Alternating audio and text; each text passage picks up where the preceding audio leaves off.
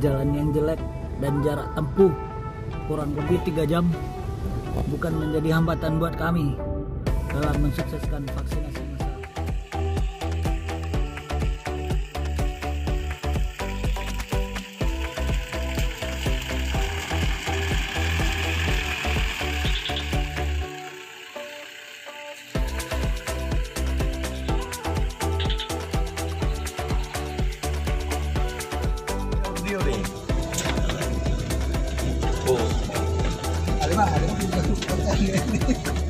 Dengan cuaca hujan, beginilah perjuangan KPOP beserta Ordokes Polres Aceh Timur. Wah, berlumpur.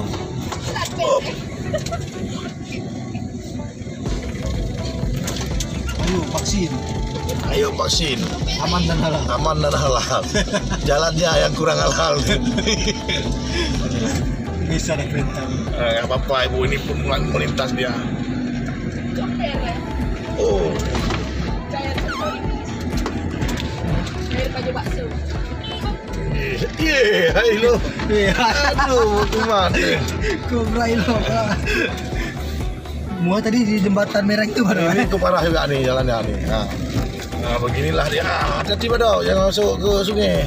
Oh mah. Ada cek cantik baru. Becek ni. Becek dia. Dia dikit, pakai masuk dia. Oh.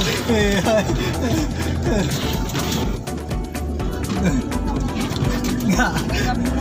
Ya iyalah. Enggak di Oh, tanggal 20 mau jadi mobil nih dah. Parah jalannya.